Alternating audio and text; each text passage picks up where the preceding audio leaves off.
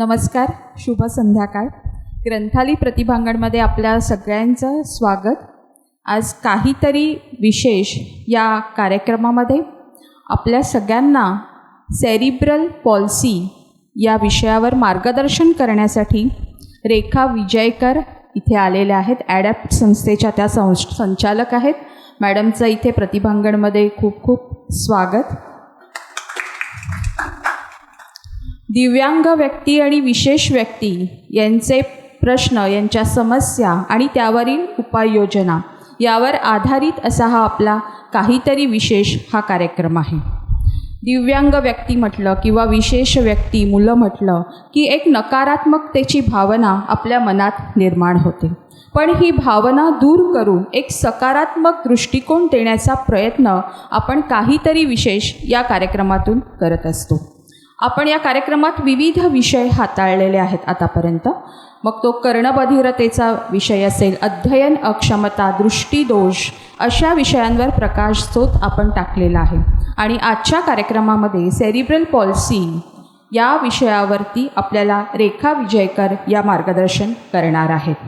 मी इथे रेखा विजयकर यांच्याबद्दल ओळख करून देताना अर्थातच प्रकर्षाने मला सांगावं लागेल ते त्यांच्या ॲडॅप्ट या संस्थेतील कार्याबद्दल. ॲडॅप्ट या संस्थेशी त्या अतिशय म्हणूया की फक्त त्या तिथल्या संचालक नाही आहेत, तर अतिशय मनाने जुळलेल्या आहेत. इतकी ती संस्था त्यांच्यासाठी आपली आहे. तिथला संशोधन विभाग, प्रशिक्षण आणि अध्यापनशास्त्राच्या त्या वरिष्ठ संचालक आहेत. आता त्या ॲडॅप्टमध्ये काम करत आहेत, पण त्यापूर्वी त्यांनी गुरु हरकृष्ण हायस्कूलच्या त्या माजी प्राचार्य राहिलेल्या आहेत. मुख्य प्रवाहातील ज्या शाळा आहेत त्या शाळेमध्ये त्यांचा जवळपास 38 वर्षांचा अध्यापन क्षेत्रातील अनुभव आहे. पण यासोबतच आवर्जून आपल्याला सांगावंसं वाटेल की सर्वसमावेशक असं जे शिक्षण आहे ते शिक्षण मुख्य प्रवाहाच्या शाळेमध्ये राबवणाऱ्या त्या पहिल्या मुख्याध्यापिका आहेत. आणि सर्वसमावेशक शिक्षण आणि धोरणाच्या त्या राजदूतच आहेत असं आपल्याला आवर्जून त्यांच्याबद्दल सांगताना म्हणावंसं वाटेल.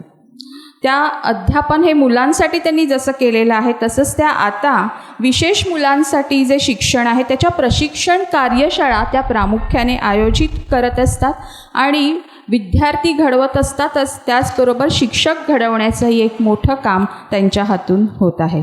मॅडम, पुन्हा एकदा आपलं इथे मनापासून स्वागत. आणि रेखा विजयकर यांच्याशी संवाद साधणार आहेत. काहीतरी विशेष या कार्यक्रमाची संकल्पना ज्यांची आहे त्या लेखिका आणि संवादिका सुधाताई तुंबे. रेखाताईंचं इथे स्वागत करण्याची विनंती मी वासुदेव तुंबे सर यांना इथे करत आहे.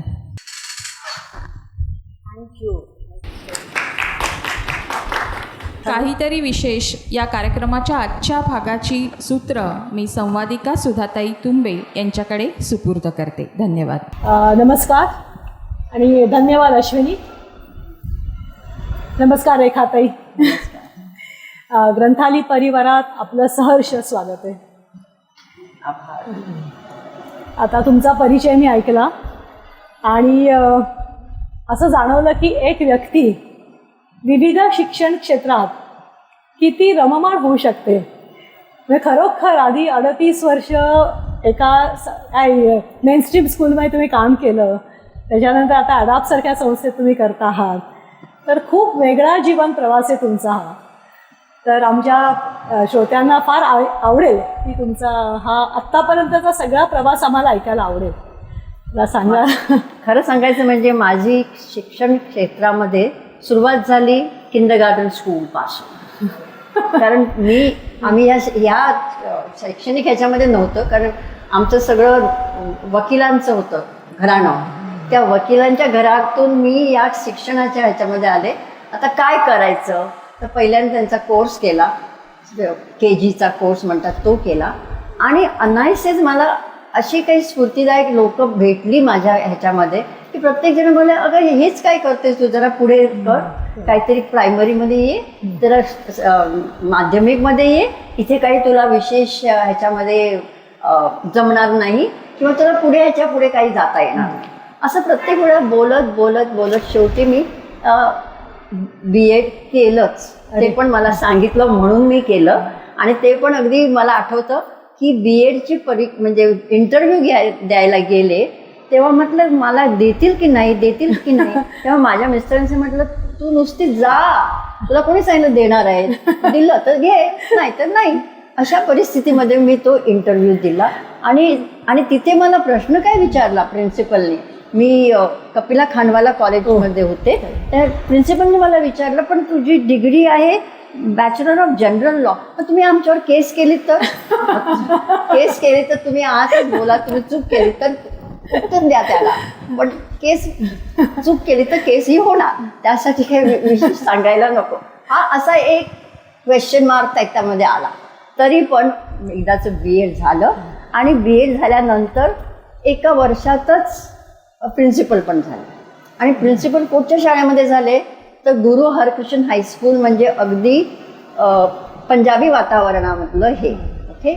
आणि मला जसं मी म्हटलं की मला माझ्या नशिबाने असे काही मला लोक माझ्या ह्याच्यामध्ये आले, सहवासात आले की त्यांना महाराष्ट्रीयन लोकांबद्दल काहीतरी प्रेम आलं हो. कारण त्यांनी मला माझे जे हे होते व्यवस्थापक गुरुचरण सिंग सेठी म्हणून, त्यांनी मला एकदा सांगितलं हे बघ रेखा तू इथे आहेस पण तू रिटायर झाल्यानंतर तुझ्या खुर्चीमध्ये दुसरी एक महाराष्ट्रीयनच आली पाहिजे. म्हणजे किती आपल्यावर त्यांचा तसं काही झालं नाही कारण ते राहिले नाहीत. पण ही अशी थोडक्यात तशी माझी सुरुवात झाली. तसंच आता ह्यानी दुसरा प्रश्न की हे शाळेतून मग याच्यामध्ये काय समाज म्हणजे त्याला सोशल सर्व्हिसमध्ये तुम्ही कसे आलात. आता शाळेचं काम म्हणजे असं असतं की असं नाही की फक्त चॉक आणि बोर्ड असं नसतं, कारण त्या व्यवसायामध्ये आपली ओळख होते पालकांच्या मुलांची, त्यांची काही समस्या असतात, त्यांच्या काही अगदी खरंच जिव्हाळ्याच्या समस्या असतात, त्या सोडाव्या लागतात. ओके. त्याच्यासाठी आपल्याला त्याच्यात यायला, मग त्याच्यामध्ये शिक्षिका म्हणून आपण येत नाही, त्याच्यामध्ये त्यांचे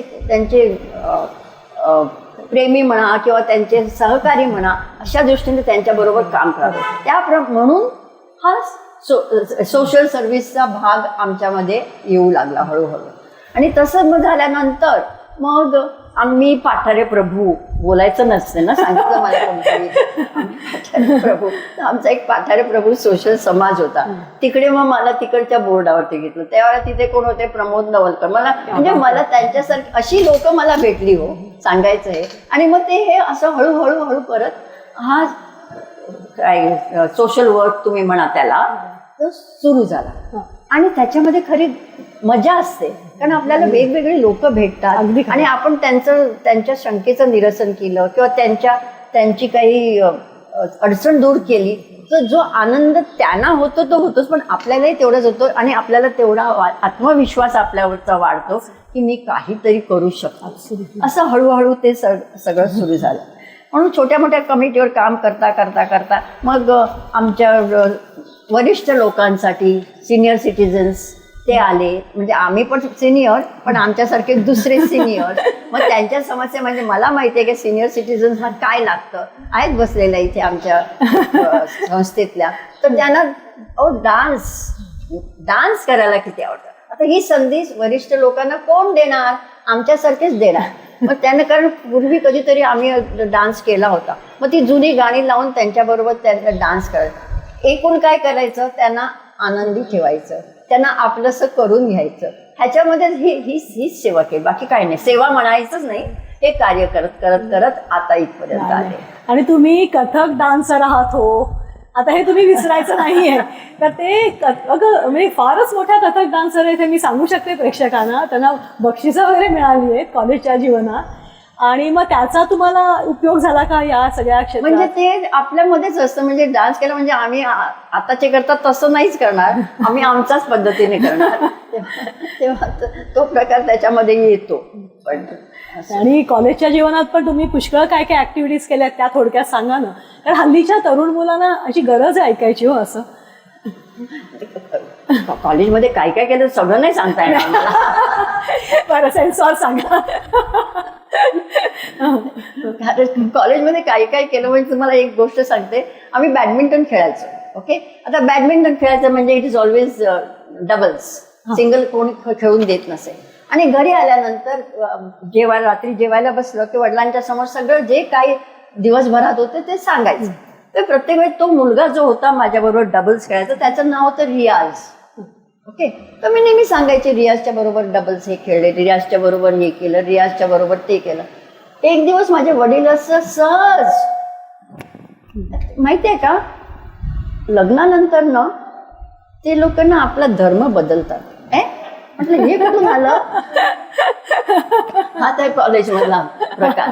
मला कळलं की ह्यानी काहीतरी धागे दोरे बांधले आणि त्यांना वाटलं ही सारखी रियाज रियाज करते तर हिची कुठची रियाज चालले काय माहिती, डान्सचा रियाज चालू आहे का कसला.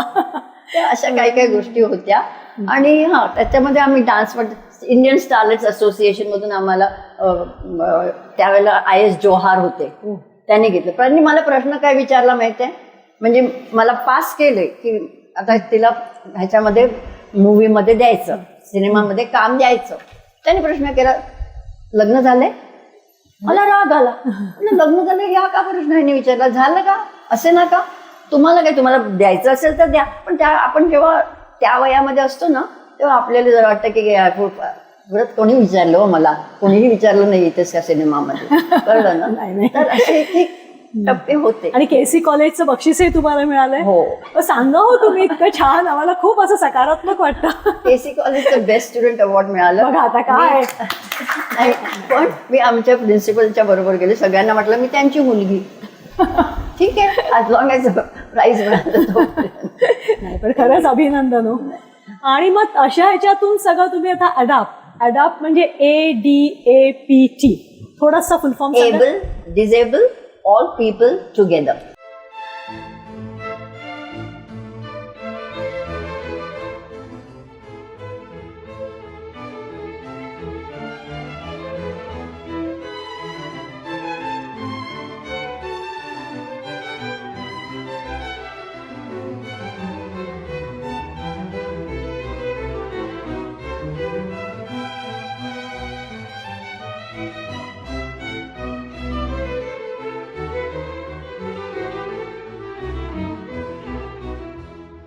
The Spastic Society of India was founded by a parent, Meetu Allur, in 1972 to address much-needed educational and therapy services for children with cerebral palsy and other physical challenges. That first holistic school with 3 children helped to set up similar schools all over the country. During these years, the umbrella organization has expanded its work to advocate for inclusive education, policy reforms, and rights of people with disability. Today, there is a new approach to disability. Language is very important, and now the Spastic Society of India is known as ADAPT, which stands for Able, Disabled, All People Together. The organization has expanded to include children, families, and communities. It is now moving towards the rural and tribal areas to build the first inclusive village under the Meetu Allur Foundation. I think in the larger perspective, what we tried to do was really to serve India, was to do nation building, was to serve humanity, to serve the poor, the oppressed in our country, the powerless, the disabled.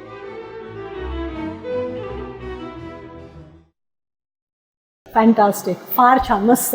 तर अडॅप्टच्या मध्ये तुम्ही काय म्हणतात, mainstream शाळेत तुम्ही होता, मग हे सगळं ॲक्टिव्हिटीज अशा केल्या, सगळं केलं.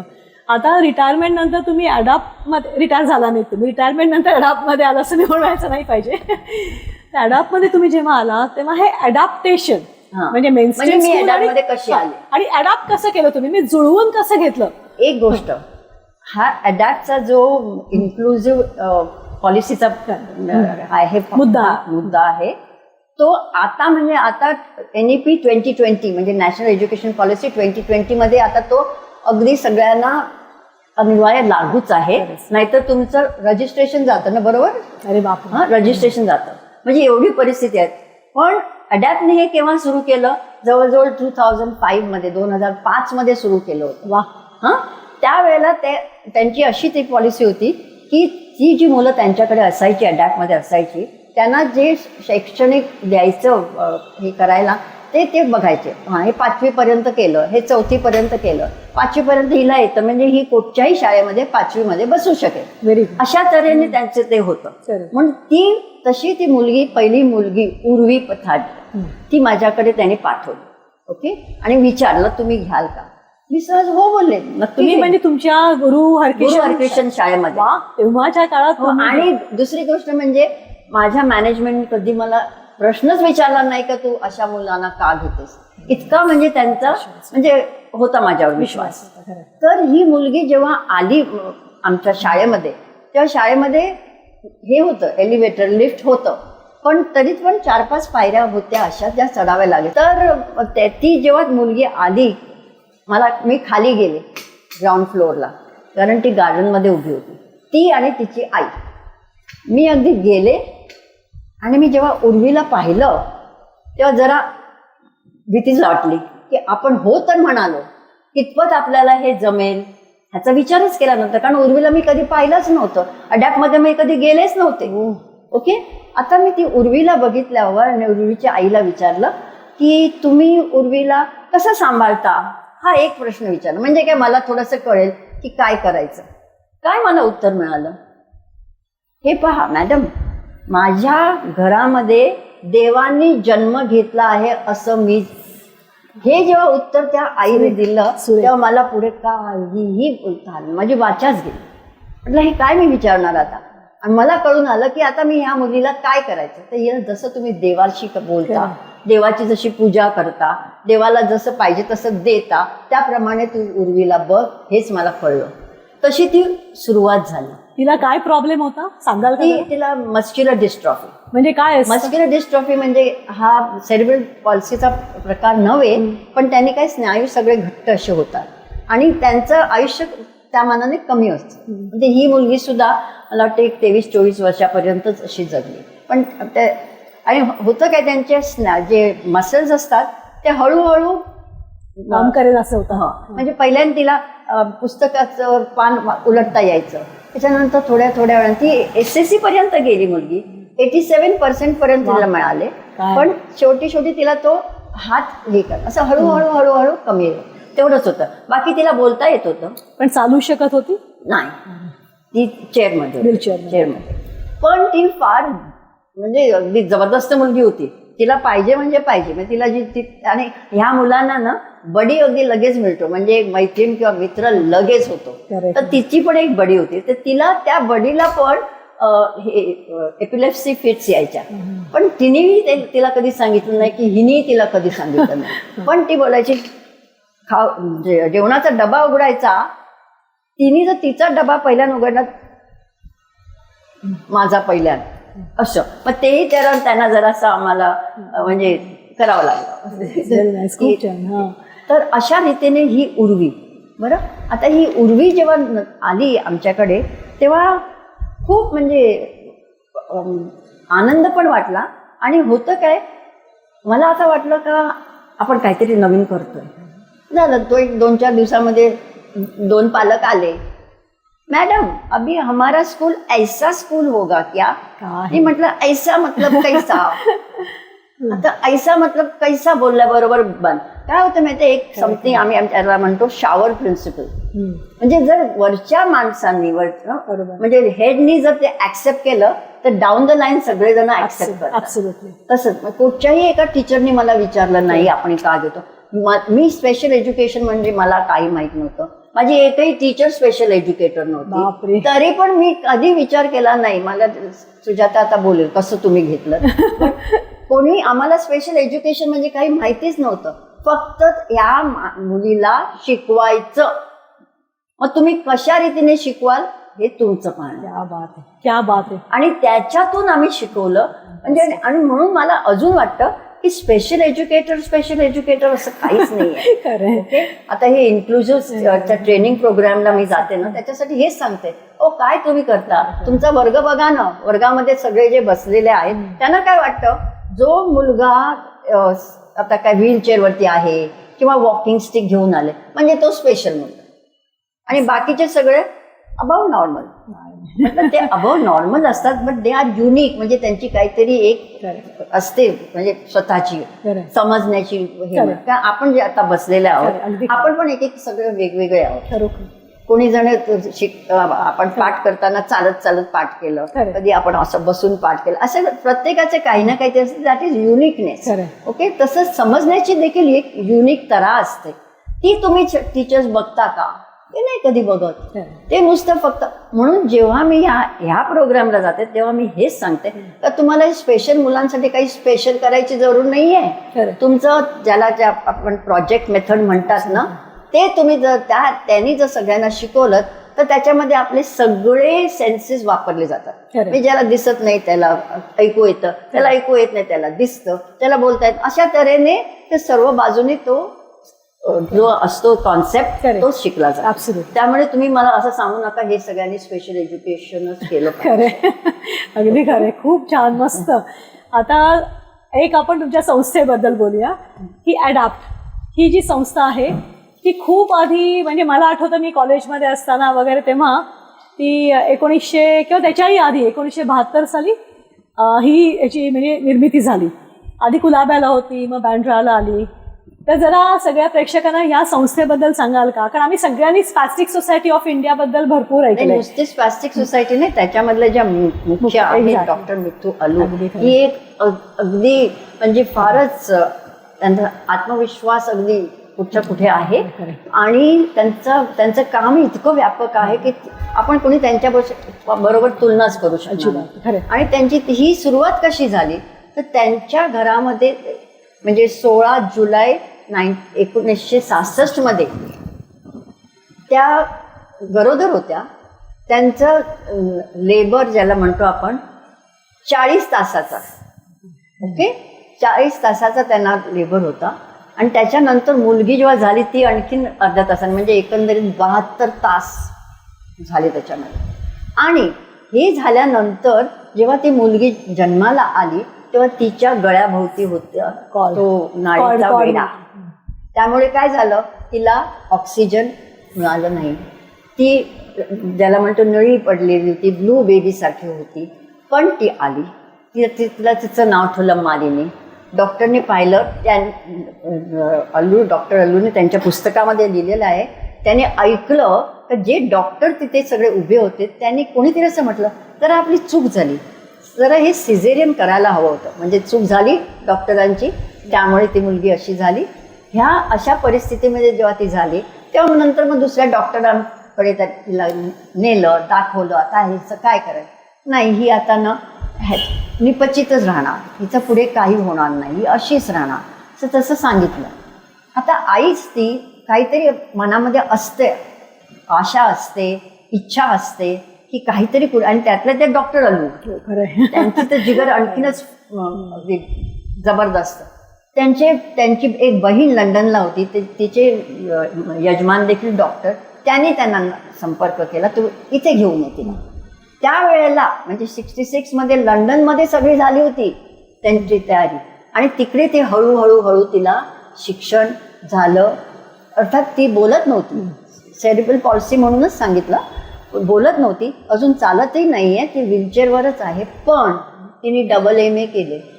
म्हणजे कॉग्नेटिव्हली शी अगदी शार्प होती. आणि हे कधी कळलं, जेव्हा ते लंडनला गेले, जेव्हा ती शाळेमध्ये गेली, तिथे ते शाळेमध्ये तिने हे तेव्हा कळलं की ही मुलगी काहीतरी करू शकते. आणि मग तिथे ते आणखीन 6 वर्ष राहिले.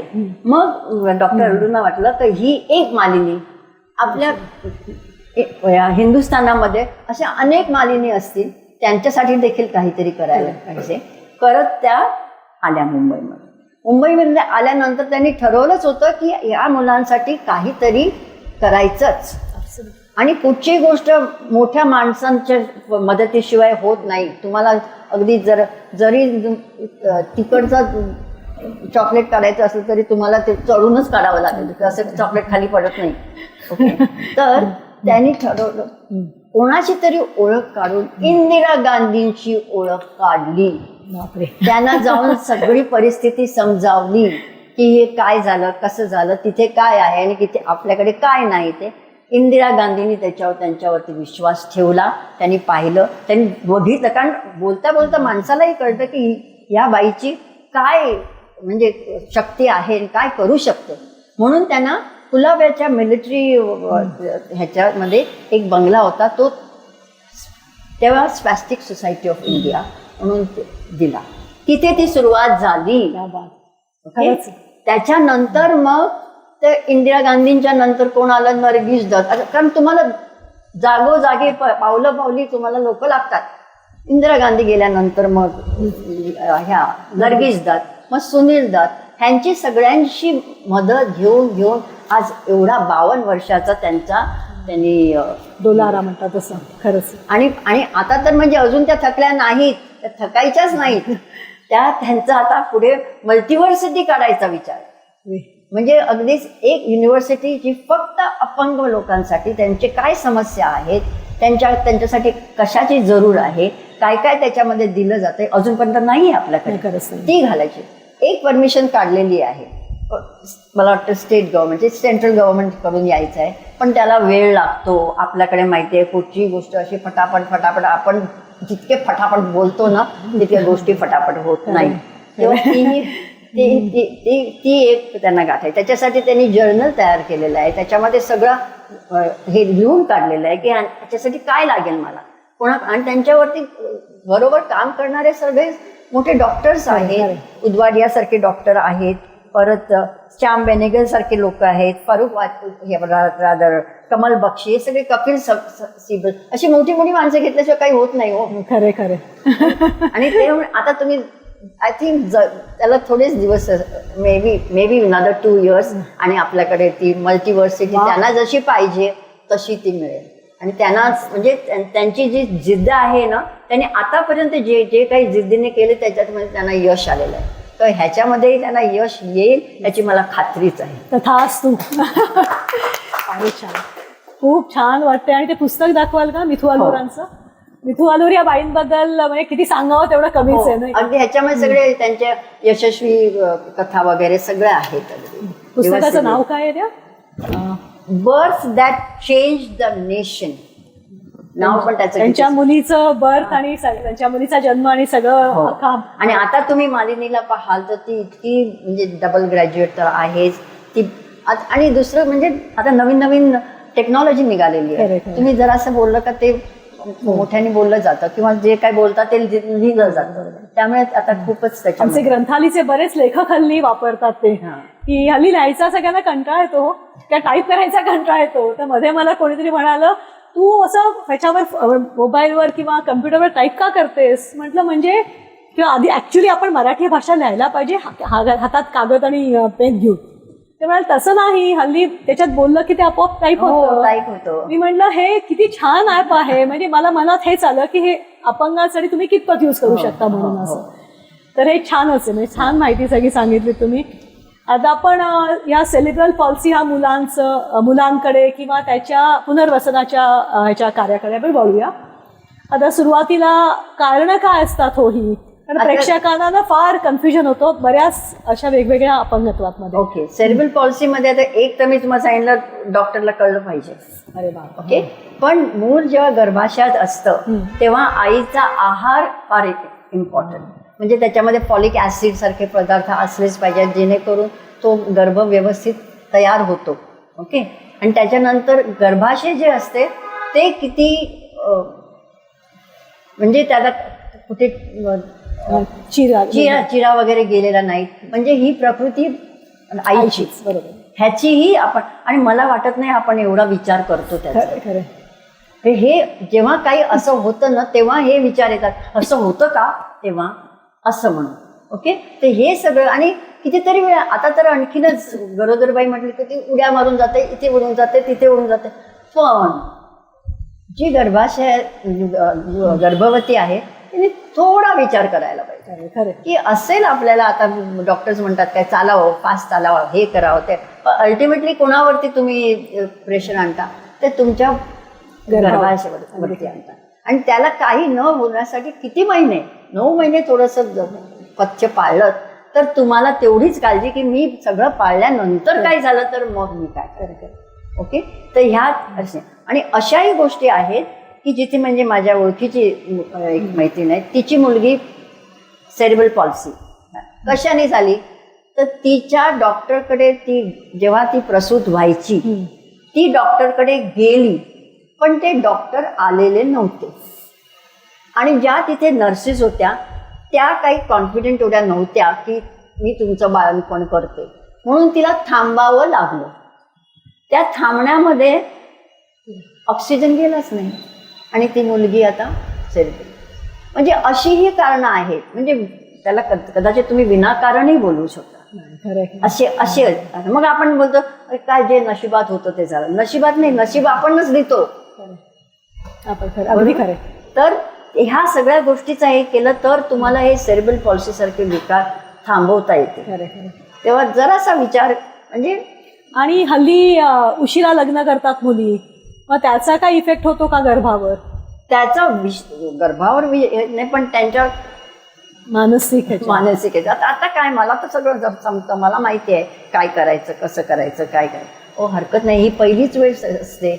गर्भवती राहण्याची तुमची पहिलीच वेळ आहे, तेव्हा तुम्ही डॉक्टरचा सल्ला घेणं आवश्यक आहे की काय.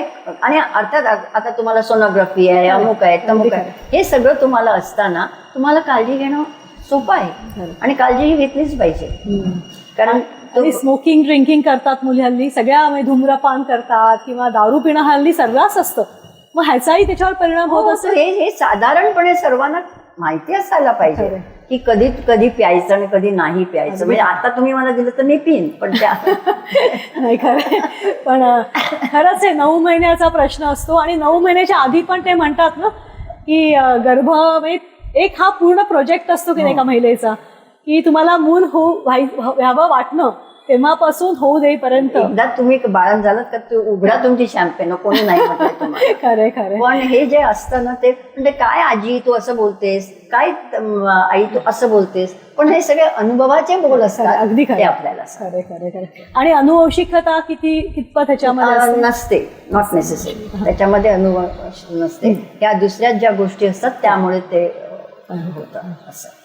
पण सेरिब्रल पॉल्सी म्हणजे हा एक असा प्रकार आहे की आपल्या मेंदूमध्ये जसे एक बिंदू असतात, एक भाषेचा म्हणजे बोलण्याचा, एक ऐकण्याचा, एक चालण्याचा, तर जो काही बिंदू त्याच्यावरती इजा होते तेवढीच ती कमतरता होते. त्यामुळे आता ही मालिनीला बोलता येत नाही, मग तिचे तो जो स्पॉट होता जिथे बोलण्याची प्रक्रिया आहे तिथे इजा झाली म्हणून बोलता येत.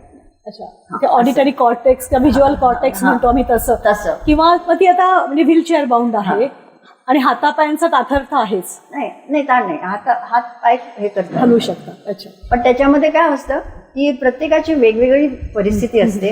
गिळण्यात काही ना गिळता नाही येत, काही नाही, त्याच्यासाठी पण एक्सरसाइजेस असतात, थेरपिस्ट असतात, ते सगळं करायला पाहिजे. काही काही वेळेला त्याच्यावरती जरा आई वडील वाटते का नको असं नको करायला, ते आपण नसतं ती खाईल ना, जरा मोठी होऊन द्या ना, ती खाईल ना, नाही जे पाहिजे ते पाहिजे. खरं खरं. आणि लक्षणं काय असतात याची टिपिकल? आता लहान मूल जेव्हा असतं तेव्हा कळेल कसं आई वडिलांना की आपल्या मुलामध्ये काहीतरी हे सेरिब्रल पॉल्सी असू शकेल? ते पाहूनच कळणार. ओके, कारण मूल जेव्हा जन्माला येते तेव्हा एका आईची परिस्थिती फार वेगळी असते. म्हणजे माझंच मूल इतकं सुंदर आहे ह्या पलीकडे तिला. ओके, पण त्याच्यानंतर जेव्हा जे माइलस्टोन्स आपण म्हणतो तिकडे जरा झालं का मग वाटतं की काहीतरी याच्यामध्ये थोडं कमी आहे. आणि जर असं वाटलं तर आणखीन शंका न करता लगेच त्याचं निरसन करावं हे पाहिजे. कारण आता एक पण तुमचा एक असा प्रश्न पण आहे की तुम्ही हे काय करता, केव्हा त्यांना अडॅप्ट मध्ये घेता. अडॅप्ट मध्ये आमच्याकडे एक होम मॅनेजमेंटचा कोर्स आहे.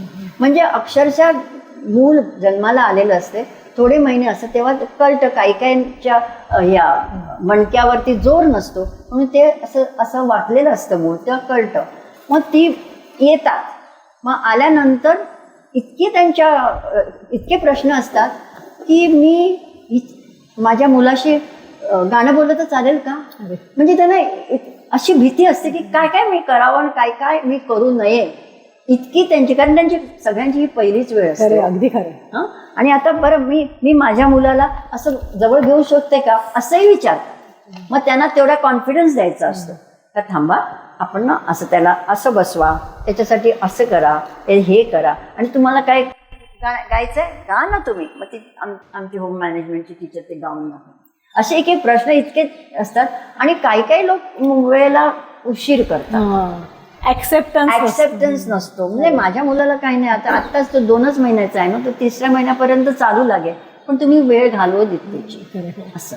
आणि काय होतं, आजूबाजूचे लोक पण नको तो सल्ला देतात की आमचं पण मूल उशिरा म्हणजे पालथं पडलं किंवा आमचा पण मुलगा उशिरा बसायला लागला, मग ह्याच्यात काय घाबरायचं नाही. आणि त्याच्यामध्ये होतं काय, आजूबाजूचे लोक काय काय वेळेला अशी करतात की काय ग झालंय तुझ्या मुलाला, की मी काय करते, मी त्या माझ्या मुलाला त्यांच्यापासून दूरच ठेवते. म्हणजे आणखीन मला समजत नाही की मी काय करू, कारण हे हसतात माझ्या मुलाला म्हणून हे. पण ते खरं म्हणजे ऍक्सेप्टन्स कसं पाहिजे, सोसायटी मधला ऍक्सेप्टन्स पाहिजे, की म्हणजे असं की ठीक आहे तू जा ना डॉक्टरकडे, असं मी पाहिलेलं आहे, असं सांगून जेव्हा घेतात त्यावेळेला त्यांना खरा तो म्हणजे आत्मविश्वास येतो की काहीतरी करू शकतो आपण. आणि सोसायटी जाऊ दे, घरच्यांनी अगदी खरे. म्हणजे आणि आपल्यामध्ये म्हणजे माझे असे अनुभव आहेत शाळेमधले की सासू नेहमी सुनेला दोष देते. खरे खरे, अगदी खरे. अगदी म्हणजे तिचं म्हणणं असं की तुझ्यामुळे हा मुलगा असा झाला, आणि नवराही हो म्हणतो. हे नवरे असे असतात हो काही काही. नाही, खरे खरे, काही मी सर्वांबद्दल बोलत नाही. खरंच आहे, असं होतं. आणि मग टोचणं, आणि मग त्या बाईचा पूर्ण कॉन्फिडन्स जात असेल ना, आत्मविश्वास, आणि अजून उशीर होत असेल किंवा सारखं मग असं पण की हे खायला घाल. आणि तुमच्याकडे येताना उशीर होतं जेव्हा, तेव्हा असं झालंय का की काही देवाचे अंगारे दुपारे केल्यामुळे उशीर झाला? खूप आहेत ना दिगंबर बसले, त्यांना देखील माहिती आहे, ते आमचे सोशल वर्कर. किती लोक अशी येतात की का नाही गावी काय तर हेच करत असतात काहीतरी. अरे बापरे. हा, म्हणजे वैद्यकीय सल्ला घेण्यापेक्षा किंवा फिजिओथेरपी करण्यापेक्षा कोणी काहीतरी ते दुतारी वगैरे काय म्हणतो तर तसं करतात, आणि वाटतं का आता ह्यानी बरं होईल, असं नव्हे. त्यात पुष्कळ वेळ जात असेल. वेळ जातो.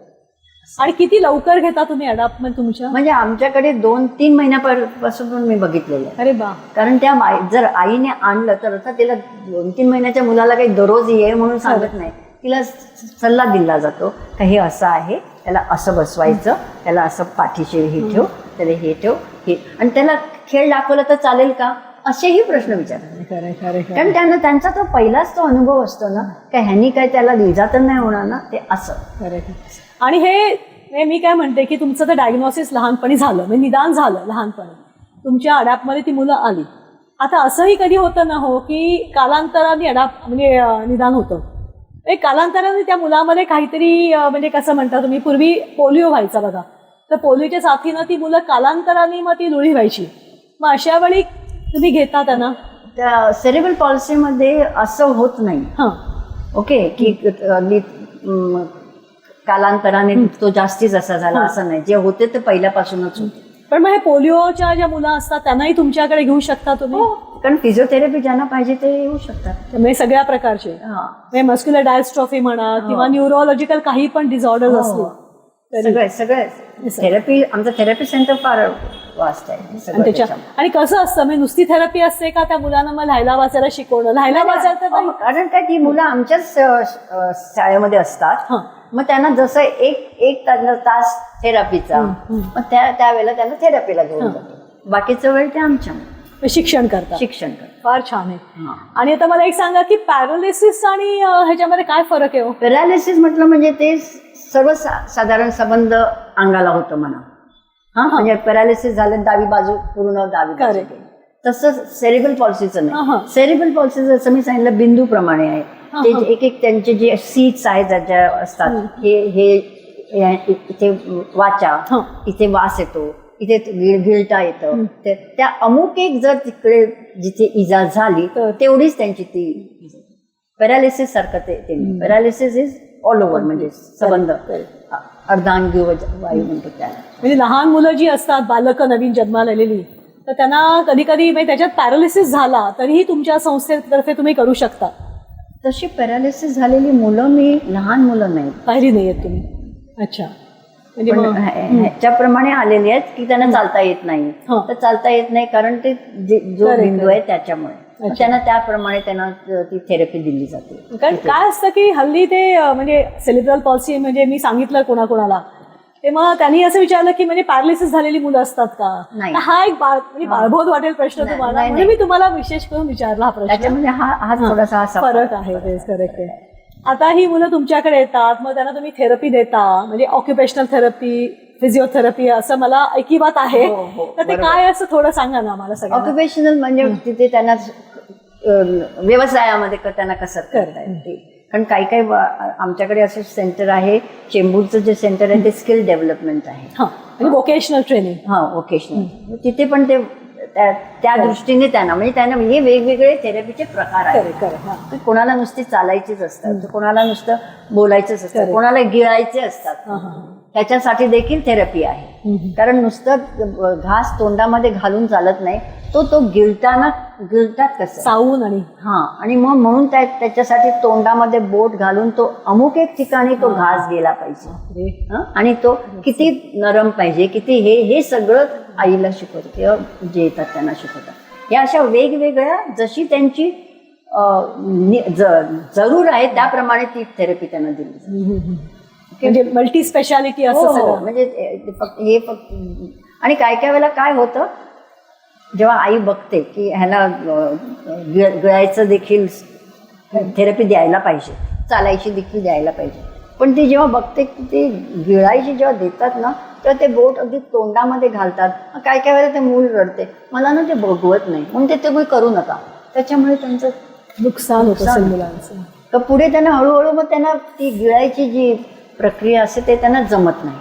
तर आईचं हृदय जरी नरम असलं तरी ते तितकंच कडक असलं पाहिजे की आपण जे काही करतो ते मुलाच्या बऱ्यासाठी करतोय एवढं. म्हणजे अर्थात पण मग काउन्सिलिंग असतं पालकांना. हो काउन्सिलिंग असतं आणि ते महत्वाचं आहे. हो, काउन्सिलिंग म्हणजे काय, मला पण लागतं काउन्सिलिंग. खरे समुपदेशन खूपच महत्वाचं आहे या क्षेत्रामध्ये. आता ह्या मुलांना झाली तर ही मुलं तुमच्याकडे आली, आधी सेलिब्रल पॉल्सीचं आपण निदान झालं, तुम्ही छान सांगितलं व्यवस्थित, मग लक्षणं कळली आपल्याला, ते मूल तुमच्या संस्थेत लहानपणी अगदी लवकर आलं आणि त्याचा विकास हळूहळू सुरू झाला. आता मग ह्या शाळेत त्यांना दाखल करायचं असतं, सर्वसामायिक शाळा. मग तुम्हाला तुमच्या तुमचं म्हणजे तर आपली संस्था म्हणायला पाहिजे, अडॅप्ट तर आपली संस्था झाली आहे कारण आपण ग्रंथालयाचे परिवारातले आहोत. तर आता ही जी तुमची आपली संस्था जी आहे तर त्यांच्या अशा काही शाळा आहेत का निवडक? आता म्हणजे मी जसं तुम्हाला सांगितलं, नॅशनल एज्युकेशन पॉलिसीप्रमाणे कुठच्याही शाळेमध्ये म्हणजे जी तुमच्या घराजवळ शाळा आहे ती तुमची शाळा. म्हणजे जळगावमध्ये समजा एखाद्यांच्या घराजवळ शाळा असेल आणि तुमच्याकडून आपल्या इथून निदान झालं तर त्या शाळेत त्यांना घेऊ शकलंच पाहिजे. असं आहे पण असं होत नाही. काहीतरी कारण ते सांगतात. कारण काय, आपल्याकडे जसे तुम्ही GR काढता ना तसे त्याच्याबरोबर दुसरे पण असतात की तुम्ही किती मुलांना प्रवेश दिलात हे तुमच्या नोटीस बोर्डवरती लिहायचं. प्रिन्सिपल लिहितात या वर्षी 23-24 मध्ये आमच्याकडे एकही विशेष मुलगा आला नाही, आमच्या झाले मोकळी आम्ही. पण खरं तसं नसतं. कारण तुम्ही आम्हाला विचारा, त्यांना पाठवतो कोण? आमच्यासारखी अडॅप्ट शाळा जेव्हा मुलांना अमुक एक ह्याच्याप्रमाणे, तेव्हा मी कितीतरी मुलांना घेऊन गेलो. चांगल्या चांगल्या शाळेमध्ये घेतात, ओळख आहे, ओळख लागते सगळीकडे, ओळख आहे, घेतलं. आणखीन 1 महिन्याने ते मुलीचं काहीतरी कारण काढून नाही तिनं ती बसतच नाही. ती बसत नाही तर तुम्ही उभ्या राहा. हे टीचरला कळलं पाहिजे ना की जे मुलाला पाहिजे करायचं ते आपण आधी करायला पाहिजे. नाही ती पळतेच. ती म्हटलं का पळते? कारण तुम्ही तिच्याकडे जास्त लक्ष दिलं नाही, तिला असंच ठेवलं तर माझ्याकडे कोणाचं लक्ष नाही म्हणून ती मुलगी पळते. का असं होतं हे सगळं त्यांना सांगावं लागतं. मग कोणाला पटतं तर कोणाला मग ते पालकच काय काय वेळेला कंटाळून शेवटी ती मुलगी आमच्या. अगदी खरं असं होतं. पण माझ्याकडे जी मुलं आली ना सगळी चांगली होती. अगदी म्हणजे कोणालाही काहीही बोलायचं प्रश्नच नव्हता. कारण आणि दुसरी गोष्ट म्हणजे जसं मी सांगितलं स्पेशल एज्युकेटर मी तर नव्हतेच, कुठच्याही टीचर्स नव्हत्या, पण अडॅप्टमधून प्रत्येक वेळेला विचारायचे की तुम्हाला काही जरूर लागले का, तर उर्वीसारखी मुलगी आलेली आहे, तुम्हाला काही ती पाहिजे का. चाललं बिलकुल नाही, आमचं व्यवस्थित चाललेलं. अशी माझ्याकडे एक मुलगा होता, तो त्याचा केरर ज्याला म्हणतो तो घेऊन यायचा. तो नुसता यायचा तेव्हा असा यायचा, म्हणजे की झाडाची फांदी कशी असते तसा यायचा. जेव्हा त्याला त्याच्या खुर्चीमध्ये बसवलं की त्या मुलाला शेप यायचा. असा पण मुलगा होता. तो काहीतरी शिकायचा नाही, एवढंच की आम्ही त्याला सर्वसामान्य मुलांमध्ये बसून दिलं, त्याच्यातच त्यांना आनंद आहे. एक शाळेमध्ये एक तास असतो ज्याला सोशल म्हणतात, म्हणजे गाणी बिणी काही तुमचे गेम्स. तर जसं मी सांगते की ह्या सर्व मुलांना टीचरनी जरी लक्ष नाही दिलं ना तरी त्यांचा बडी जो असतोच, मित्र त्यांचा असतो. तर तो केरळ त्याला घेऊन उभा होता. तर हा दुसरा मुलगा आला माझ्याकडे, म्हणाला मॅडम, त्याचं नाव तो शशांकला ना खेळायचं आहे. तर मी विचार केला की आपण आधी हा विचार करायला हवा होता. मी त्या केरळला बोलावलं, चला तुम्ही पण पळा ह्या सर्व मध्ये, जे काय ते भोज्या करतात ना तो खेळ चालला होता. म्हटलं तुम्ही पण धावा. तो त्याच्याबरोबर तो धावू लागला, तो खुश, सगळे खुश. किती छान. म्हणजे काही करायला नाही, विशेष काही करावं लागत नाही, थोडंसं डोकं वापरावं लागतं. हे खरं सर्वसामायिक शिक्षण आहे नाही का, हे सर्व सोशल रिहॅबिलिटेशन म्हणतात ते खरं. आणि मला असं वाटतं की लहानपणी होतं नाही का ते. तसंच एक दुसरा मुलगा नंतर दिसेल तुम्हाला, तो सेरेब्रल पॉल्सी. आता तो सॉफ्टवेअर इंजिनियर आहे. अरे वा. पण अगदी दुसरीपासून आमच्याकडे होता. तर एकदा मी बघितलं की सुट्टी झाली होती आणि ही सगळी मुलं खेळत होती. त्याच्यामध्ये हा इब्राहिम सुद्धा होता, आणि पायाने असं त्यांना हे करत. मी त्याला थांबवलंच नाही, कारण त्याला वाटतं की त्यांच्यासारखं मीही मारू शकतो ना, मारून द्या. That is inclusion. खूपच म्हणजे हे काय म्हणते प्रात्यक्षिक तुम्ही शिक्षण करून दाखवलं नाही का. हे लर्निंग बाय म्हणजे म्हणतो ना आपण की काय टीचिंग बाय डुईंग किंवा लर्निंग बाय डुईंग, तसं ते त्यालाही वाटलं आणि मुलांनाही तसं. आणि दुसरं म्हणजे तो व्हीलचेअर मध्ये ना, ते हा वर्ग तिकडे, तो कॉम्प्युटरचा वर्ग तिकडे जाताना मुलांची मारामारी. आज माझी व्हीलचेअर. मग ती व्हीलचेअर पटकन तिकडे जाणार नाही, ती दोनदा फिरणार. त्याच्यामध्ये व्हीलचेअरवर बसलेला खुश आणि जो फिरवणारा तोही खुश, अशी मजा. मला खरंच असं वाटतं की हे पुढे समाजामध्ये पण लोकांनी त्यांना अशी मदत केली तर किती छान असतं ना. हे लहान मुलं म्हणतात ना, अशी ती एक फारच गोडपणा वाटला. त्याच्यामध्ये एक त्या यशस्वी ह्याच्यामध्ये क्लिपमध्ये एक आहे, जेव्हा हे व्हायचं अॅन्युअल डे व्हायचा तेव्हा सगळ्या मुलांना स्टेजवरती, म्हणजे आता काही काही टीचर्स म्हणत का ह्याला अमुक नाही करतायत, तमुक नाही, त्याला नीड्स अ फेस, तो त्या ग्रुपमध्ये दिसलाच पाहिजे. बरोबर. तशी ती उर्वी होती, ह्याच्या व्हीलचेअरवरती. तर सगळा कार्यक्रम आता अगदी सुरू होणार, एवढ्यामध्ये एक टीचर आली मला सांगायला, मॅडम उर्वीला ना तो माईक आहे ना, तर तिलाच पाहिजे, हातामध्ये तिच्या पाहिजे. म्हटलं काय प्रॉब्लेम आहे, द्या. नाही पण ना ती बेसुरा गाते. हो, अरे बेसुरा गाते तर माईक ऑफ करा ना, पण हातात तर द्या. झालं काम. टीचर खुश, आमची उर्वी देखील खुश. समस्या सोडवली. खरं. अशा तऱ्हेने काही काही समस्या सोडवल्या जातात. किती निरागस वाटतंय सगळं ऐकताना, छान वाटतंय एकदम मस्त. आता मला एक सांगा की शॅडो टीचर म्हणून एक असतं बघा हल्ली मला बरेच असे मी ॲडव्हर्टिजमेंट्स बघते, पेपरामध्ये जाहिराती असतात की शॅडो टीचरची जरुरी आहे, किंवा आता आमच्या मोठ्या मोठ्या कॉम्प्लेक्सेसमध्ये ग्रुपवर येतं की शॅडो टीचर म्हणून कोणी असं आहेत आमच्याकडे शॅडो टीचरच्या. अच्छा, अशा आहेत का. पण मी तुम्हाला सांगते, पण सांगते की जसे आता मी हे यायच्या आधीपासूनची ओके, तेव्हा माझ्याकडे एक मुलगा होता अमित परसतवार, तो पण आता ग्रॅज्युएट झाला बरं का. तर त्याच्याबरोबर त्याचा ड्रायव्हर यायचा दुसरी बाजून, आणि तो बसायचा त्याच्या मागच्या बाजूला, तो बसायचा. जे काही आता शॅडो टीचरचं काय काम, जे टीचर शिकवते ते समजून घ्यायचं आणि ते त्या मुलाला शिकवायचं. पण हे त्याच वेळी असतं, त्याच वेळी नॉट नेसेसरी, कारण ते चालू असतं, ते तुम्ही बघायचं किंवा जमलं तर त्याच्या बरोबरीने करा. It depends on the situation. असं म्हणजे ती शिक्षिका जी असते किंवा जो शिक्षक, तर तो असा ट्रेंड असला पाहिजे असं नाही. त्याला ट्रेनिंग देताना तुम्ही शॅडो अच्छा टीचरचं. अच्छा, मग स्पेशल कोर्स असतात ह्याचे. हो तर हो, कारण हे आमच्या प्रेक्षकांना काहीच माहित नाही. आम्हाला वाटलं की असं मलाही माहित नव्हतं, यांनी मला सांगितलं. कारण माझ्याकडे जो शॅडो टीचर यायचा तो अक्षरशः ड्रायव्हर होता. हा ओके, तर तो बसतो आणि आता अलीकडे काय पुढचे नोट्स दिले तर झिरॉक्स केले का झालं, आणखीन काय पाहिजे तुम्हाला. हो. आणि दुसरी गोष्ट म्हणजे ज्याला तो शॅडो करतो त्याची ओळख पाहिजे. बरोबर. आणि हे जेव्हा तो सतत त्याच्याबरोबर राहिला ना तर त्याचं ऐकत होत. आणि होतं काय, आता ते शॅडो टीचरचा कोर्स हे सगळं शिकवतात त्यांना की कसं करायचं वगैरे, पण त्यांचं रेम्युनरेशन येतं. हो. जवळजवळ टीचर प्रमाणेच त्यांचं रेम्युनरेशन असतं. अरे म्हणजे सगळ्यांना जमत नाही, मग फक्त ते अमुक एक थरातल्या लोकांनाच जमतं, बाकीच्या कोणाला जमत नाही. हे रेम्युनरेशन शाळा देते का? नाही नाही नाही नाही, ते आपापलं करा तुमच्या पालकांनी? हा.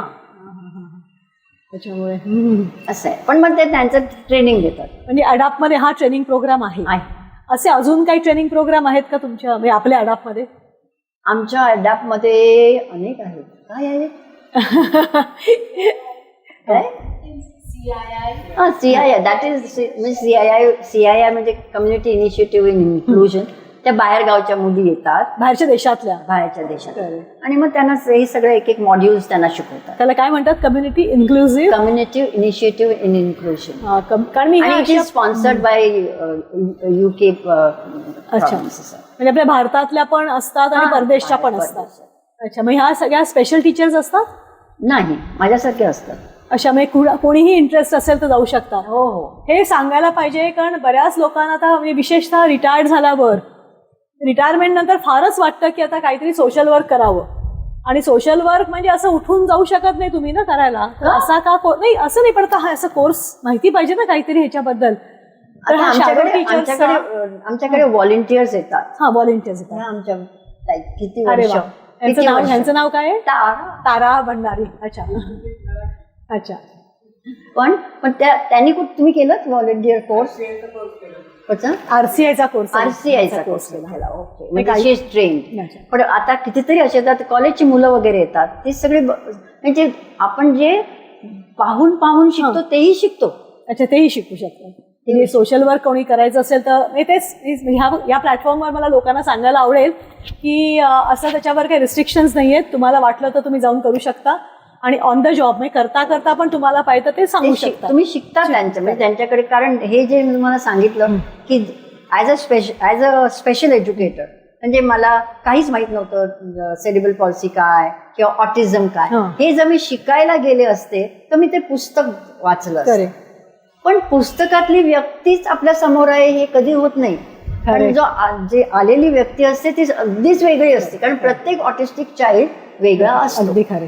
प्रत्येक सेरिब्रल पॉल्सीचा मुलगा वेगळा असतो. म्हणजे आपल्याला त्याला पाहूनच शिकावं लागतं, असा माझा अनुभव. म्हणजे व्यक्ती तितक्या प्रकृती असतात. मग तुम्ही तुमचा एज्युकेशन प्लॅन जो करता तो त्याप्रमाणे करता. फक्त तुम्हाला ते करायची इच्छा पाहिजे. अगदी खरं. तुम्ही जर ठरवलं की नाही बाबा मला जमणार तर नाही जमणार. साधं केळं पण घशाखाली जाणार नाही.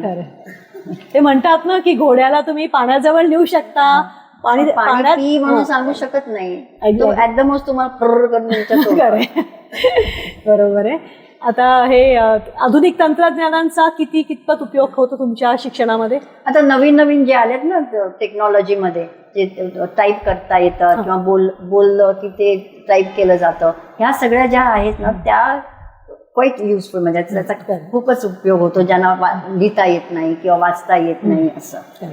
दुसरी एक तुम्हाला एक नाही आपल्याकडे भरपूर वेळ आहे. मजा वाटते ऐकायला सगळं. फार इंटरेस्टिंग सांगते. आमच्याकडे निनियन पेरी म्हणून एक व्यक्ती आली होती. त्यांचा ग्रुप आहे स्कॉटलंडचा आणि म्युझिकल ग्रुप. अरे वा. ते 2 आठवडे मला वाटतं ना 2 आठवडे आमच्याकडे होते आणि ते सर्व मुलांना पाहत होते. ओके. आणि मग शेवटचे 2 दिवस का काहीतरी त्यांनी ठरवलं होतं का ह्यांचा ऑर्केस्ट्रा करायचा. कोणाचा? मुलांचा. आपल्या मुलांचा. हा. आणि तर सगळ्या टीचर्सना जरा चाललं होतं की काय करणार आहेत कुणास ठाऊक. तर जवळजवळ 40-50 मुलं आमच्या ऑडिटोरियममध्ये त्यांनी गोलाकार करून बसवली होती आणि त्यांचं ऑब्झर्वेशन इतकं अप्रतिम होतं की एक मुलगा त्याचा हात एवढाच होता. ओके. तर त्यांनी एक ड्रम होता तो इथे ठेवला आणि हातामध्ये ड्रमस्टिक दिली. एक मुलगा होता त्याच्या स्थिरपणाच नव्हता हातामध्ये, तर असं त्याच्या हातामध्ये घुंगरू बांधले. अरे वा. एक कुठचं तरी त्यांचं एक इन्स्ट्रुमेंट होतं असं गोलाकार, ते नुसतं असं करायचं गर गर गर, म्हणजे ज्याला काही दुसरं येत कर असं त्यांनी प्रत्येक मुलाशी त्यांनी असं हे केलं आणि तो ऑर्केस्ट्रा त्यांनी केला. काय तुम्हाला सांगू खरंच. आणि त्याच्यामध्ये दुसरी गोष्ट, एक मुलगा गायचा. कोणता आपला मुलगा तर नाही, तो व्यवस्थित गायचा बरं का. तर त्यांच्याकडे कीबोर्ड होता, तर त्याने सांगितलं चलो स्टार्ट सिंगिंग. त्यांनी सुरू केलं, त्यांनी वाजवलं. मी जाऊन त्या इंडियन पिढीला सांगितलं, माझी जी गायनाची टीचर होती ना तिच्यामुळे मी गाऊ शकत नाही, कारण तिने मला सांगितलं सा बोल, सा आउट. दुसऱ्या मुलाला घेतलं सा बोल, सा आउट. अशी मुलं बाहेर काढायचे. आता त्या माणसाने त्या मुलाला विचारलं नाही तुझा सा कोटचा का ग कोटचा. त्यांनी त्याचं गाणं ऐकलं आणि ओ एवढ्या मोठ्या कीबोर्ड वरती कुठेतरी तुमचे सूर असणारच की. किती छान, खरंच मस्त. त्याच्यावरून मला इतकं वाटलं की खरं दिस इज म्युझिक. अगदी कळलं पाहिजे की कशा रीतीने करायचं. नुसतंच तुम्ही एका गाणाऱ्या माणसाला अगदी मोठं गायक बनवलं त्याच्यामध्ये नाही, ज्याला बिलकुल गंध नाही त्याच्यातून गाणं काढा ना. त्याच्यामध्ये किती आधुनिक आणि वेगळ्या प्रकारचं शिक्षण आहे हो. असं आपल्या सगळ्याच मुलांना का नाही मिळत. मलाच नाही घेतलं ना कुणी, मला बेसुरा करून बाजूला केली. मग या मुला म्हणजे आता या मला फारच असं छान सकारात्मक फार आशावादीपणा वाटायला लागलाय की मग ही मुलं म्हणजे आम्ही पण बघतो ती अशी ग्रीटिंग कार्ड्स मिळतात, तोंडात ब्रश ठेवून ती फूट अँड माउथ सोसायटी. ही लोक म्हणजे काही काही वोकेशनल ट्रेनिंगमध्ये ज्यांना हातपायचं काम करत नाही आणि पायाची बोटानी करू शकतात असे पेंटिंग करतात आणि मग तसं त्यांचे ग्रीटिंग कार्ड्स असतात. तर ते आम्ही आमच्याकडे जे त्यांना ज्यांनी करता येते त्यांनी करू द्या ना. त्यांना हाताने नाही करत ना, पायाने करत. त्याच्यामध्ये ह्या ग्रुपमध्ये एक मुलगी होती, तर ती फक्त पाय तिचा चालत होता म्हणून ते कुठचं ते इन्स्ट्रुमेंट असं होतं ते असं लावतात ना हवेने ते असं फिरतं. तर ती नुसतं पाय वरती करून टन टन टन टन टन. अरे वा. टन टन टन टन. अरे वा. Was that Ashrita. So nice, so nice. हे किती म्हणजे sorry no I am talking music. Music very nice. खूपच. अच्छा, मग टेक्नॉलॉजी घेऊन ती टाईप करायची. काय आधुनिकरण किती चांगलं झालंय. खरंच मला बरं वाटतं ऐकून हे सगळं. म्हणजे काय असतं की हल्ली संगणक किंवा हे मोबाईल टेक्नॉलॉजीवर लोक खूप त्याला नावं ठेवतात, पण मला वाटतं की हे विशेष शिक्षणामध्ये किती उपयोग वापरण्यावरती आहे. अगदी खरे. तुम्ही नुसते गेम्सच खेळत बसत त्याचा काय उपयोग. अगदी खरे. पण हे ह्या किती उपयोगी पडतंय बघा. आता शासनातर्फे काय सवलती असतात जरा सांगाल आमच्या प्रेक्षकांना. शासनातर्फे काय एक तर त्यांचा एक UDID तो एक मिळता कठीण आहे. ओके, UDID नंबर असल्याशिवाय तुम्हाला पुढे मिळत नाही काही. पण या शासनाने दिलेला आहे बरं का. शासनाने पेन्शन पण केलेलं आहे. किती जणांना मिळतं मला माहित नाही.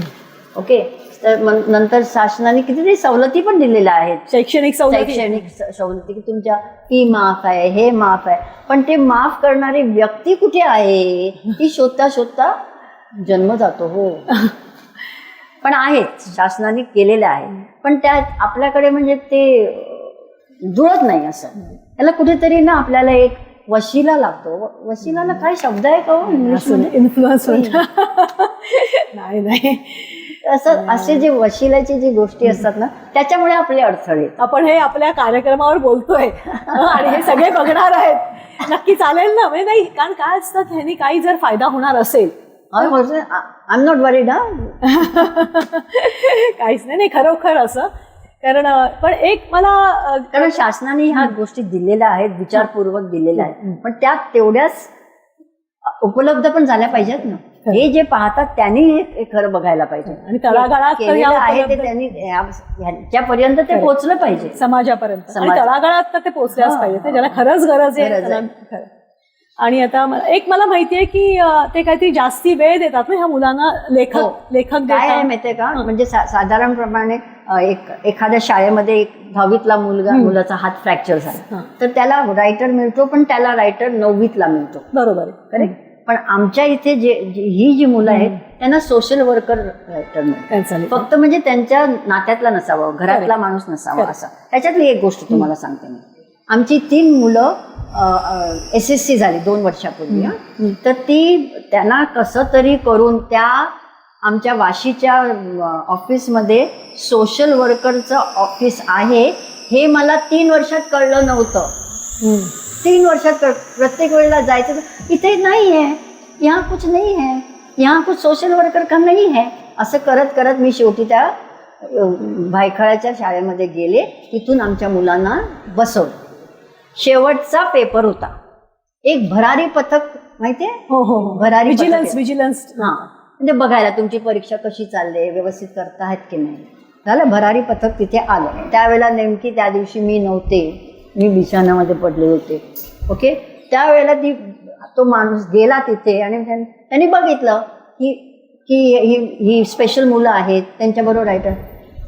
ह्यांना कशाला बसायला पाहिजे, ह्यांना काय जरूर आहे SSC करायची, अशा भाषेमध्ये त्यांच्याशी बोलले.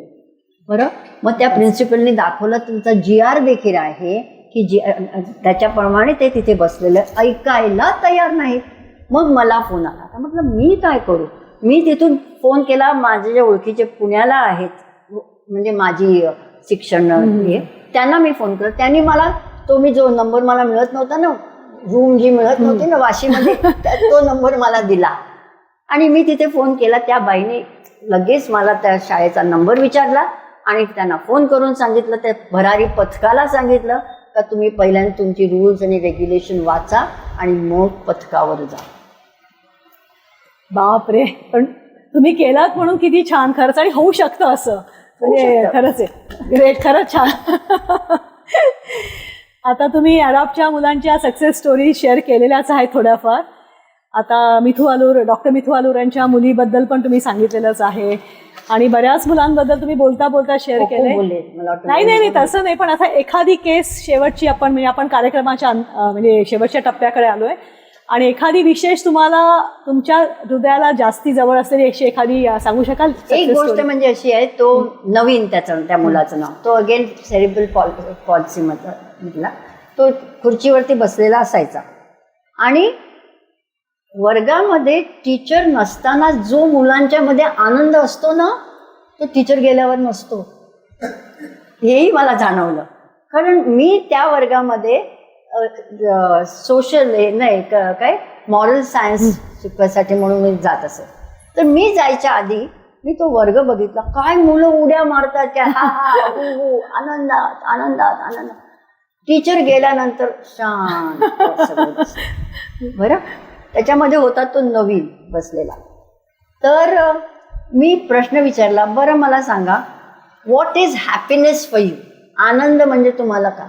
ही सगळी आनंदाने माकडासारखी उडणारी मुलं, कोणाच्या तोंडातून शब्द नाही, सगळे स्तब्ध असे बसलेले, कोणी काही बोलत नाही. शेवटी हा नवीन मुलगा जो त्याचं नाव नवीन, तो बसला होता. तो काहीतरी मला, त्याला स्पीच नव्हतं, काहीतरी सांगायचं. जसं मी म्हटलं त्यांचा बडी असतो, त्या हरविनला, हरविन जरा ये मला सांग, नवीनला काय सांगायचं आहे. तर मी त्याच्या जवळ गेले तर माझ्या हातात पुस्तक होतं.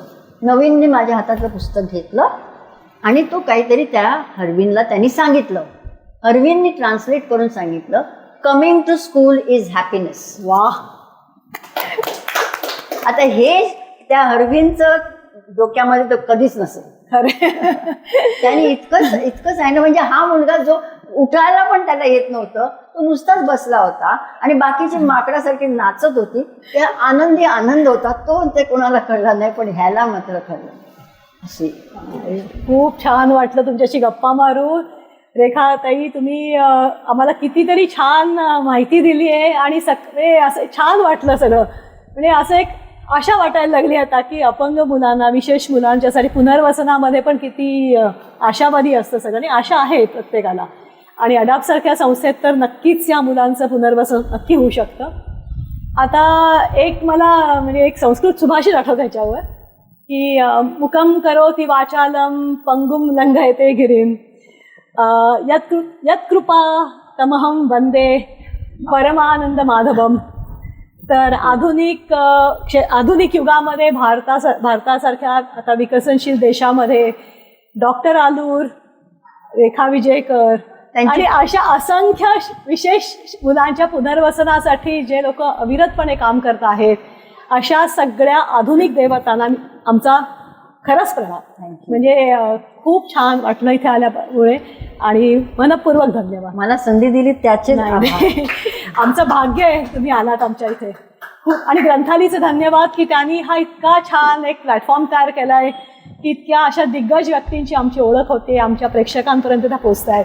ग्रंथालीचा मनपूर्वक धन्यवाद. थँक्यू.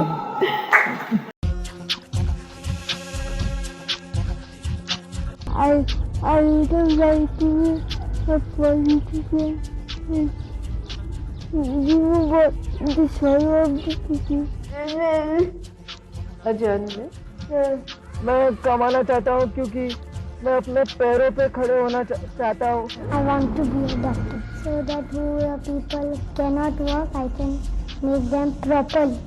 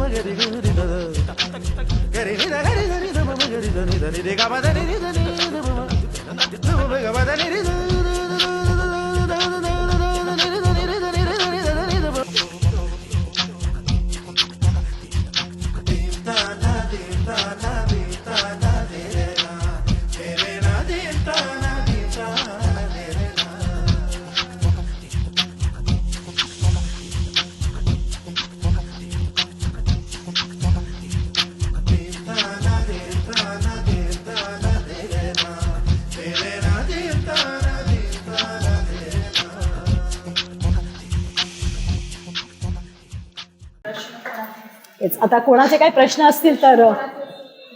मी तारा भंडारे. मी ॲडॉप्ट जे स्कूल आहे ते 1997मध्ये जॉईन केले. नंतर मध्ये करोनामुळे मी जात नव्हते, म्हणजे 25 वर्ष मी तिथे काम केलं. सुरुवातीला मी मराठी शिकवायचे 4थी 5वी 6वी 7वी आणि 8वीमध्ये. नंतर मराठी बंद झालं, पण तरी मी व्हॉलेंटिअर म्हणून काम करायला जायची. प्रत्येक मुलांचे म्हणजे अनुभव असे वेगवेगळे आलेले आहेत. पण कधी कधी सुरुवातीला मला असं डिप्रेशन यायचं की काय होणार आहे मुलांचं, त्यांचं फ्युचर काय वगैरे असं. ठीक आहे, नंतर मला सवय झाली की या मुलांना आपणच तयार करायला पाहिजे. सगळे त्यांना वेगवेगळे एक्सरसाइज किंवा वेगवेगळे हे करून, त्यामुळे आणि त्याच्यात सॅटिस्फॅक्शन मिळायचं. त्या मुलांना थोडं प्रोग्रेस झाली, एखादा शब्द जरी बोलला तरी आम्हाला खूप आनंद व्हायचा, मराठी वगैरे असं. आणि ती उर्वीचा मॅमने जे उल्लेख केला, तो उर्वी शी इज व्हेरी एकदम ब्रिलियंट स्टुडंट. मराठी एवढं म्हणजे गुजराती असून ती मराठी एवढं व्यवस्थित बोलायची, सगळं उत्तरं अगोदर तिची तयार असायची. तेवढी स्मार्ट, शी इज नो मोर, पण खूप हुशार होती ते, एकदम ब्रिलियंट असं. तिची आई पण आता भेटते वरचेवर वगैरे. खूप छान ताराताई, खरंच कौतुक करावं तेवढं कमीच आहे. म्हणजे असे तुमच्यासारखे व्हॉलेंटियर्स आणि शिक्षण नंतर घेतलं, तुम्ही RCIचा कोर्स केला, खरंच कौतुक आहे. मला एवढंच म्हणायचं की हरपल यहाँ जीवर जियो जो ये समा कल हो न हो. वाह, थैंक यू.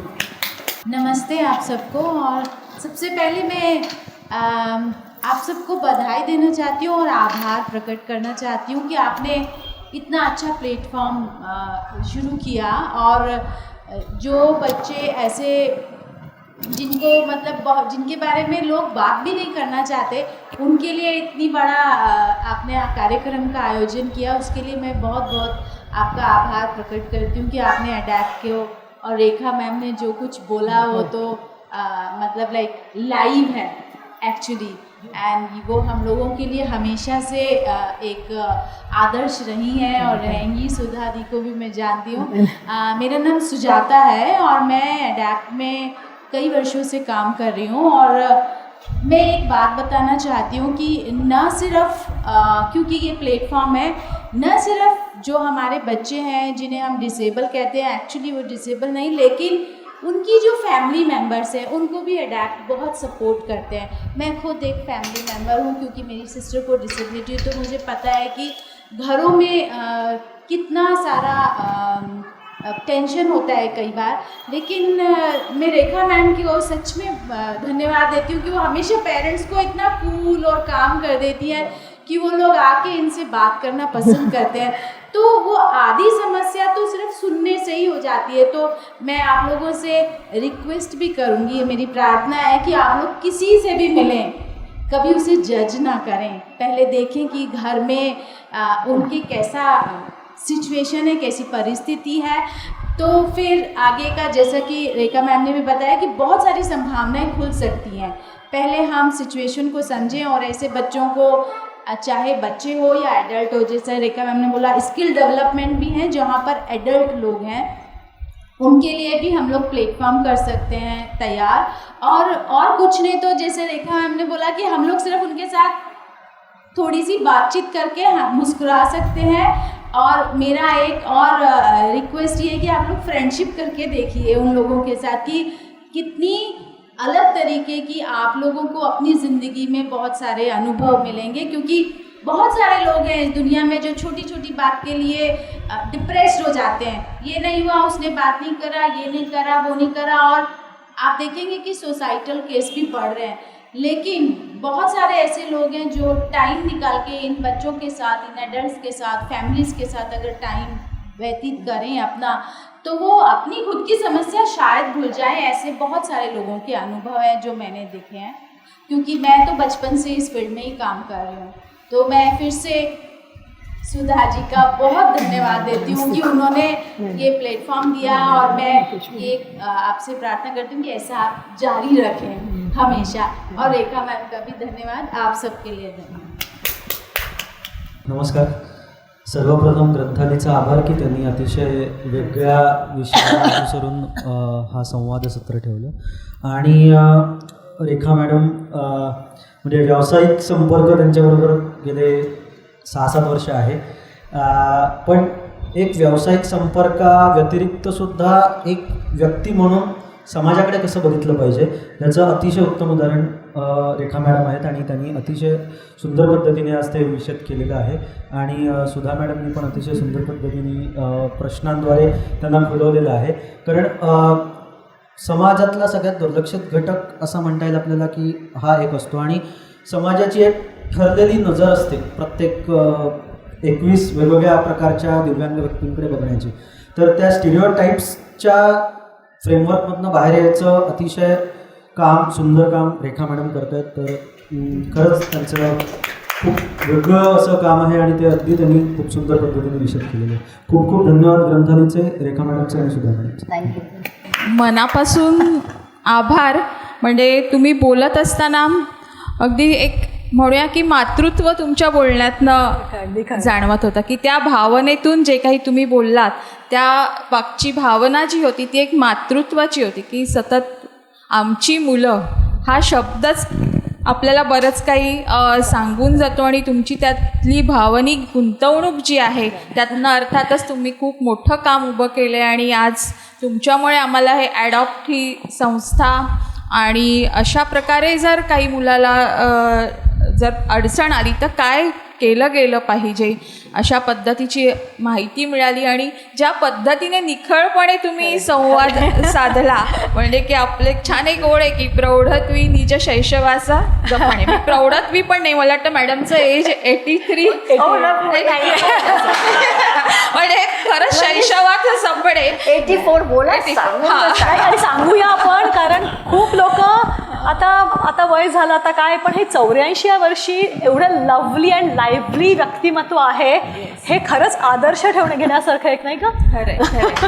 तर खूप खूप तुमचे आभार. आणि तुम्ही सगळेजण आवर्जून आलात आणि तुमच्या सगळ्यांच्या कामाबद्दल आम्हाला सर्व माझ्यासाठी आलेले आहेत. येस येस येस मॅडमसाठी. आणि जे मॅडमनी काम उभं केलेलं आहे संस्थेने, त्या कामाच्या आस्थेपोटी मला वाटतं की आज सगळेजण आपण आलात. आपल्या सगळ्यांचेही मनापासून आभार. आणि रेखाताई खूप खूप मनापासून धन्यवाद. थँक्यू.